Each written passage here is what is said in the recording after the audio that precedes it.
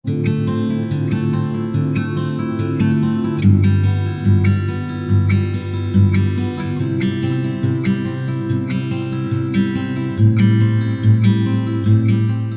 बार फिर से आप सभी का स्वागत है।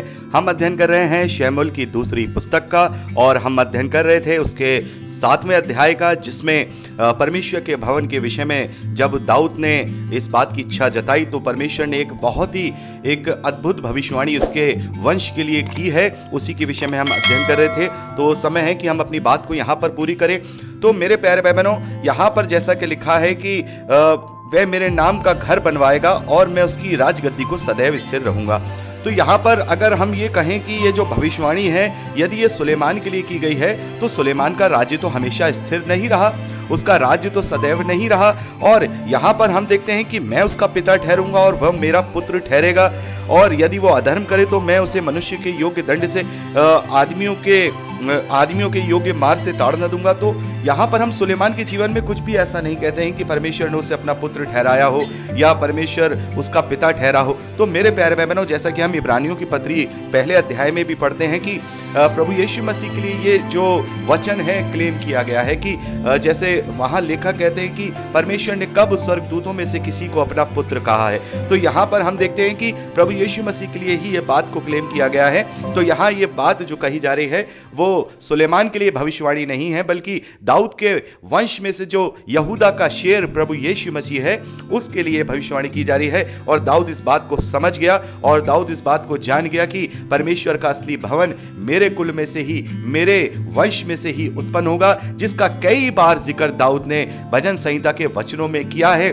भजन संहिता में कई बार उसने इस बात का क्लेम किया है। जब हम भजन संहिता का अध्ययन करेंगे मेरे प्यारे भाई बहनों, तो वहां बहुत सारी बातें हमें वहां देखने को मिलेंगी कि दाऊद ने अपने भजनों में किस तरीके से प्रभु यीशु मसीह के लिए भविष्यवाणियां की हैं। तो यहां पर हम देखते हैं कि इस प्रकार से यहां पहले वचन से लेकर 17वें वचन तक पूरा जो दाऊद को नातान नबी का संदेश है वो दिया जाता है, कैसे परमेश्वर आगे आने वाली आशीष के विषय में उसे बताते हैं। आगे हम 18वें वचन से लेकर के लास्ट 29वें वचन तक 7वें अध्याय में पढ़ते हैं। दाऊद जब ये बातें सुनता है और समझ जाता है तो इस बात से बहुत ज्यादा आनंदित होता है और परमेश्वर के लिए धन्यवादित होता है।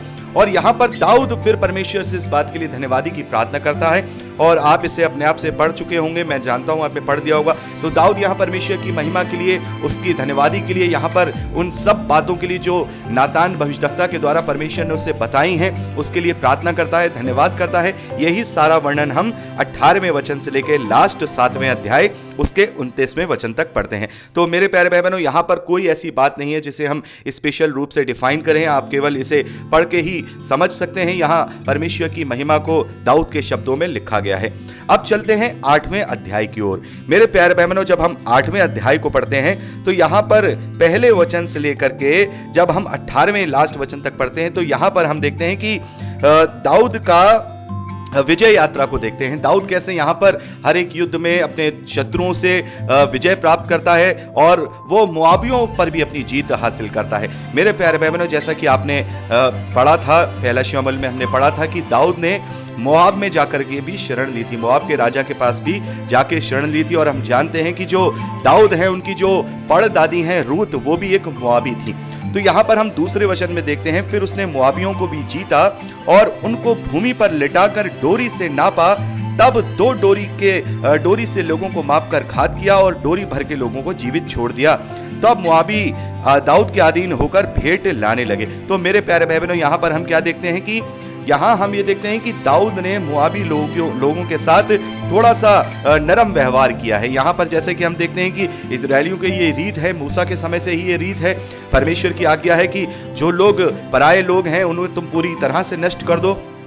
तो यहाँ पर हम देखते हैं कि दाऊद ने मोआबी लोगों को पूरी तरह से नष्ट नहीं किया है। और यहाँ जो डोरी का मतलब है वो ये है कि जो पूर्ण वयस्क लोग थे, जो सेना में भर्ती हो सकते थे, उन सभी को तो उसने नष्ट कर दिया, लेकिन जो वयस्क नहीं थे, यानी कि जो 2 डोरी के नहीं थे, इतनी हाइट तक के नहीं थे, उन सभी को उसने उनकी जान को बख्श दिया। और इस बात से खुश होकर जो मोआबी लोग थे वो हमेशा दाऊद के अधीन होकर रहने लगे और उसको भेंट लाने लगे। तो यहाँ पर हम एक दाऊद का चरित्र देखते हैं कि उसने इस वजह वजह से कि मोआबियों का मुझ पर एहसान है कि मैंने यहाँ पर अपना समय बिताया था, शरण ली थी, तो उसने सभी मोआबियों को वहाँ पर दंड नहीं दिया है या उन्हें नष्ट नहीं किया है। केवल उन्हें जो उसे युद्ध में हरा सकते थे या जो एक शत्रु के रूप में वहाँ पे देखे जाते थे, बाकी सभी को उसने वहाँ पर छोड़ दिया है। तो आगे आप 30वें वचन से लेकर लास्ट 18वें वचन तक ये सारी बातें पढ़ सकते हैं कि कैसे परमेश्वर उसे जहां जहां वो जाता था परमेश्वर उसके साथ रहता था और परमेश्वर उसे वहां वहां विजय करता गया। और ये सारे विजय का वर्णन, उसकी सारी जो विजय की बातें हैं वो सब इस 18वें अध्याय में मिलती हैं। तो आप इसको भी अपना पर्सनल रूप से पढ़ लीजिएगा। इसमें भी कोई ऐसी बात नहीं है जो मैं आपसे एक्स्ट्रा रूप में एक्सप्लेन करूं। एक ये बात थी जो छोटी सी जो डोरी से नापने वाली बात थी, वो मैंने आपको एक्सप्लेन कर दी है।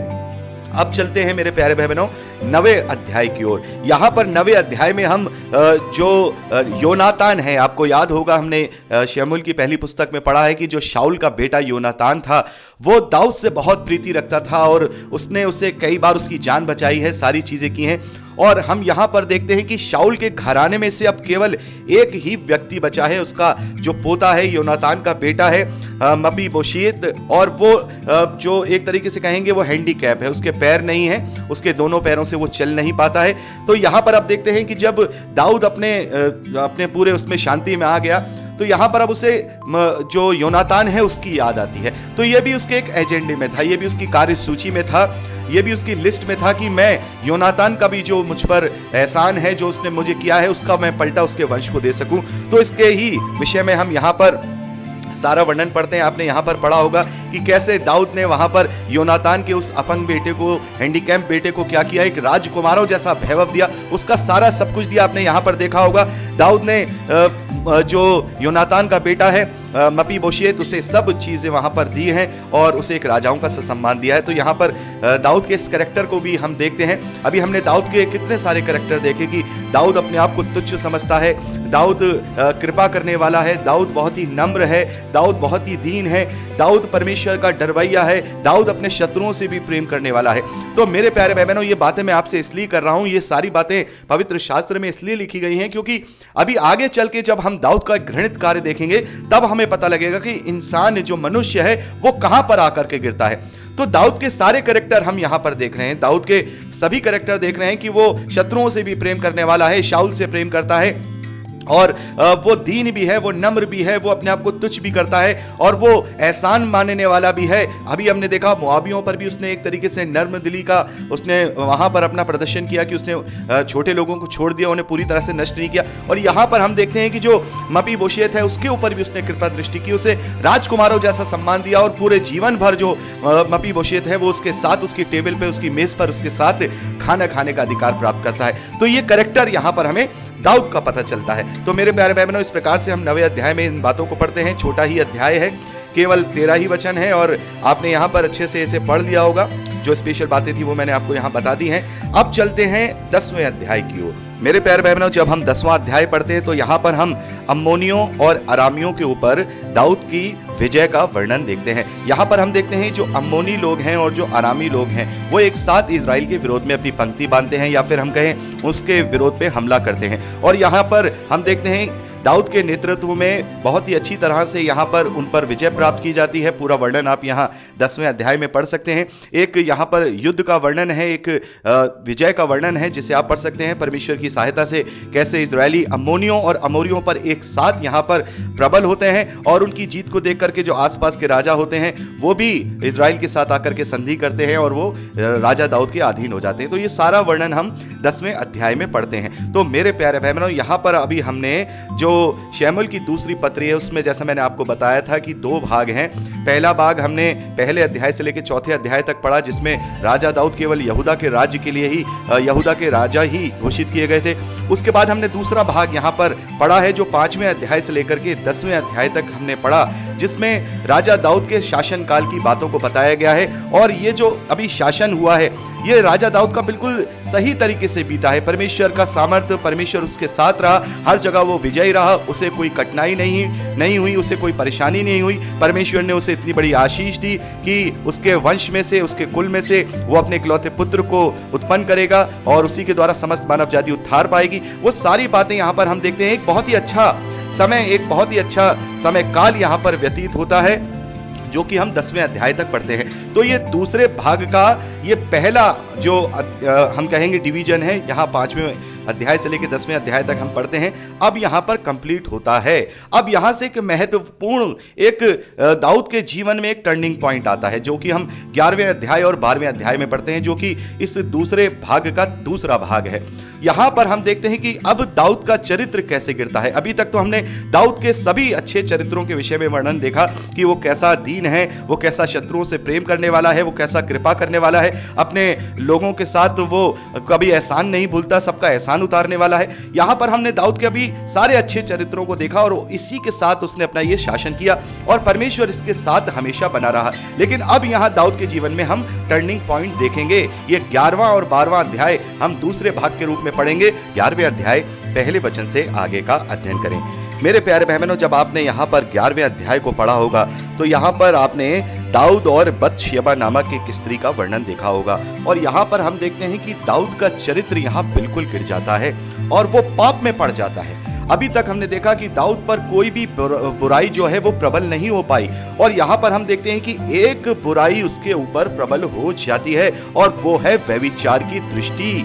मेरे प्यारे भाई बहनों, इसी कारण से हमेशा हमें ये पवित्र शास्त्र यही बताता है कि हमें व्यभिचार से दूर रहना है, क्योंकि जब हम व्यभिचार करते हैं तो वो हम दोहरा वहां पर अपराध करते हैं। एक तो हम परमेश्वर के विरोध में उसकी सृष्टि का अपराध करते हैं और दूसरा हम अपने जीवन साथी के विरोध में भी अपराध करते हैं और मसीही विश्वासी तो तीहरा, जिसे हम कहेंगे 3 तरीके का अपराध परमेश्वर के विरोध में करते हैं, क्योंकि अब वो परमेश्वर का मंदिर है और परमेश्वर का मंदिर होते हुए यदि वो व्यभिचार करते हैं तो परमेश्वर के विरोध में वो ट्रिपल, जिसे हम कहेंगे ट्रिपल पाप करते हैं।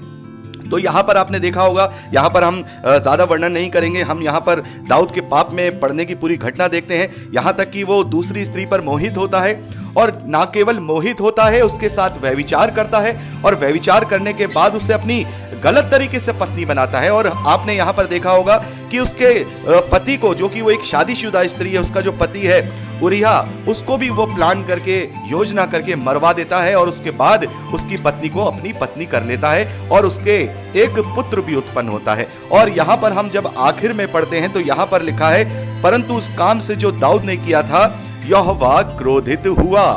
मेरे प्यारे भाई बहनों, इसके विषय में भी तो हम अभी बातें करेंगे, लेकिन पहले हम बात करेंगे कि दाऊद का चरित्र कहां पर गिरा है।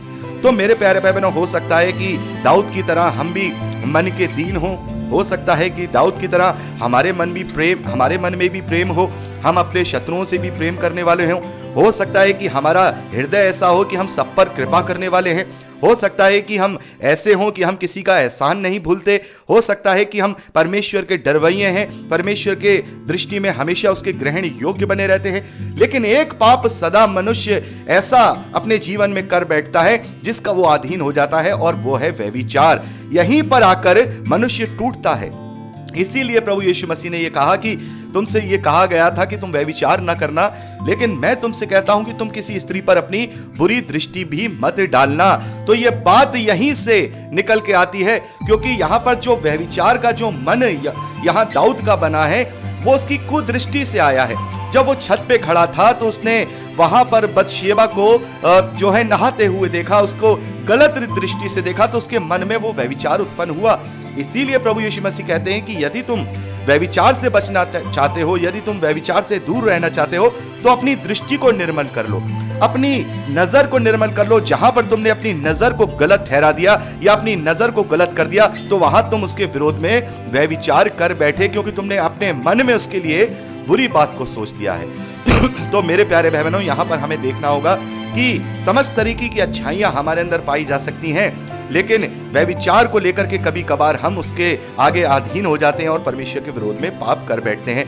मेरे प्यारे भाई बहनों, बहुत सारे लोग इस घटना को, जो दाऊद की घटना है, बहुत सारा विरोध की बातें करते हैं कि भाई देखो, जो पुराना नियम है वो तो इन बातों से भरा पड़ा है। और अभी हम तो एक और इससे बढ़कर एक घिनौना कृत्य अभी देखेंगे, दाऊद के बेटे अम्नोन का, जिसने अपनी सौतेली बहन के साथ कुकर्म किया है। आपने 13वें अध्याय में पढ़ा ही होगा, तो इसके विषय में भी हम देखेंगे। तो मैं पहले भी आपको बता चुका हूं कि जो पुराना नियम है वो किसी की शौर्य गाथा का पुस्तक नहीं लिखी गई है, जैसे अन्य धर्मों में लिखी होती कि उसकी चाहे 10 कमियां भी हो तो उसको शौर्य गाथा में लिख दिया जाता है। पुराना नियम मनुष्य के सच्चे आईने के रूप में लिखा गया है। सच्चाई के साथ लिखा गया है। ये कोई मनुष्य नहीं लिख रहा है जो मनुष्यों के दोषों को ढांप लेगा, ये परमेश्वर लिख रहा है जो मनुष्य के हर एक गंदगी को, हर एक बुराई को यहां पर उजागर करता है। परमेश्वर बताता है, मनुष्य देखो ये आईना है, ये पुराने नियम का आईना मैं तुम्हें दिखाता हूं कि तुम ऐसे हो, तुम ऐसे हो, तुम ऐसे परमेश्वर के विरोध में कार्य करने वाले हो। मैंने तुम्हें अनुग्रह दिया, मैंने तुम्हें अभिषेक दिया, मैंने तुम्हें सारी चीजें दी, लेकिन उसके बावजूद भी तुम मेरी इसी चाल नहीं चलने पाए। तो ये मनुष्यों का एक आईना है, जो भीतर से जो मनुष्य अंदर से जो काला है, जो अंदर से जो पाप में फंसा हुआ और भरा हुआ है, ये रूप हमें पुराना नियम बताता है। तो ये लिखना जरूरी है, ये लिखना और ये बताना जरूरी है कि दाऊद के पास सारे कैरेक्टर हैं, दाऊद के पास सारी चीजें हैं, एक से एक बढ़कर के उसके अंदर परमेश्वर के ग्रहण योग्य बातें हैं, लेकिन वो व्यभिचार में गिर गया, वो व्यभिचार में गिर गया क्योंकि उसकी दृष्टि बत्शेबा पर गलत पड़ गई। तो हमें अपने आप को इस तरीके से बचाना है, हमें संपूर्ण रीति से क्या करना है, परमेश्वर के ग्रहण योग्य बनना है। और अब हम अकेले नहीं हैं। हमने पढ़ा है रोमियो की पत्री उसके 7वें अध्याय में पौलुस कहते हैं कि हमारे अंदर कोई अच्छी वस्तु वास नहीं करता। हम अच्छा कार्य तो करना चाहते हैं, लेकिन हमसे अच्छा कार्य बन नहीं पड़ता, और ना चाहते हुए भी हम बुराई को बार बार कर देते हैं। लेकिन अब हम अकेले नहीं हैं, अब हम अनाथ नहीं हैं। अब हमारे अंदर एक ऐसा सामर्थ्य है जो पवित्र आत्मा के रूप में कार्य करता है, जो हमारी दृष्टि को निर्मल कर सकता है, जो हमारे चरित्र को, हमारे नेचर को वो अपने कंट्रोल में लाकर के परमेश्वर के ग्रहण योग्य कर सकता है। वो हमें निरुत्तर करता है, वो हमें दोषी ठहराता है। अब हमारे अंदर अच्छी वस्तु वास करता है। तो मेरे प्यारे भाई बहनों, यदि संसार की अभिलाषाओं से, आंखों की लालसाओं से, अपने शरीर की लालसाओं से अगर हम अपने आप को विजय प्राप्त करना चाहते हैं, तो हमें पवित्र आत्मा की अधीनता में रहना सीखना होगा। हमें अपने आप को मारना सीखना होगा। जैसे प्रभु कहते हैं, जो कोई अपना इनकार करेगा वही मेरे पीछे आ सकता है। तो मेरे प्यारे बहनों, ये सारी बातें हम यहाँ पुराने नियम में इसीलिए पढ़ रहे हैं क्योंकि अभी तक इनमें कोई अच्छी वस्तु वास नहीं करता, कोई इनमें अच्छा चीज नहीं है जो इनको संभाल ले पाए। भले ही जो दाऊद है वो आत्मा में होकर भजन लिखता है, भले ही वो आत्मा में होकर परमेश्वर से बात करता है, लेकिन अभी भी दाऊद के ऊपर परमानेंट आत्मा यहाँ पर नहीं रहता। जब आत्मा उसके पास आता है तो वो अच्छी अच्छी बातों को सीख लेता है, जब आत्मा चला जाता है तो फिर वो एक सामान्य मनुष्य बन जाता है। भले ही वो परमेश्वर का अभिषिक्त है, लेकिन यहाँ पर उसने परमेश्वर के विरोध में पाप किया, और ये सबसे बड़ा पाप जो मनुष्य करता है, यहाँ पर दाऊद के विषय में दिखाया गया कि दाऊद ने अपने जीवन भर कोई पाप नहीं किया, दाऊद ने अपने जीवन भर कोई भी परमेश्वर के विरोध में काम नहीं किया, लेकिन वो व्यभिचार में आकर के फंस गया, व्यभिचार में आकर के फंस गया, और इतना इस कदर उसमें फंस गया कि उसने एक हत्या को भी वहां अंजाम दे दिया। तो व्यभिचार प्लस हत्या उसने यहां पर कराई है मेरे प्यारे भाई बहनों। तो यहां पर हमें इस बात से ये देखना है कि हमें इन पे अपने आप को कंट्रोल करना है, और पवित्र आत्मा की अधीनता के द्वारा, उसकी सामर्थ्य के द्वारा हम अपनी शरीर की लालसाओं पर, शरीर की अभिलाषाओं पर विजय प्राप्त कर सकते हैं, और अपने बिछौने को हम जिसे कहते हैं पवित्र रख सकते हैं, निष्कलंक रख सकते हैं। और पौलुस यही बात कहते हैं कि तुम्हारा बिछौना निष्कलंक होना चाहिए। मेरे प्यारे बहनों, हमें इस तरीके के पाप में नहीं फंसना है। ये हमें ये देखना है, ये आनंद नहीं है, इसमें कोई आनंद नहीं है। इसी में हमें शैतान आहेर बनाता है, इसी में हमें शैतान अपना शिकार बनाता है कि हमारी आंखों की लालसाएं हमारे सामने रखता है। तो मेरे प्यारे भाई बहनों, आज तो शैतान ने इतना बड़ा जाल बुन रखा है। इंटरनेट पे चले जाइए, कहीं भी चले जाइए, पहले तो इतना नहीं हुआ करता था। मूवीज देखिए, एक से बढ़कर एक ऐसी है जो आंखों की लालसाओं को बढ़ा सकती हैं। एक से एक इंटरनेट पर आप हर तरीके का चरित्र वहां पर देख सकते हैं। तो ये शैतान क्या कर रहा है, उकसा रहा है, हमारी नई पीढ़ी को उकसा रहा है, क्योंकि उसे पता है कि नई पीढ़ी अपने आप में हो सकता है कि वो कृपावान हो, अपने आप को शुद्ध करने वाले हों, अपने आप को छोटा रखने वाले हों, अपने आप को शून्य करने वाले हों, जैसे सारी क्वालिटीज दाऊद में है वो सब हो सकती है। लेकिन कहीं ना कहीं मनुष्य इसमें आकर के जरूर फंसेगा। तो शैतान ने यह पूरा का पूरा जाल जो व्यभिचार का आज हमारे चारों ओर बुन रखा है, उसमें कहीं ना कहीं हम मनुष्य जो पुरुष हैं, और पुरुष ही नहीं, केवल उसमें स्त्रियां भी शामिल हैं, क्योंकि स्त्रियां भी कहीं ना कहीं इस तरीके से इस पाप में पड़ने के लिए, इस पूरे जो जाल जो शैतान ने बनाया उसमें फंस जाते हैं। तो हमें इन सब बातों से बचना है, अपनी पीढ़ियों को बचाना है, अपने बच्चों को, अपने जवानों को बचाना है।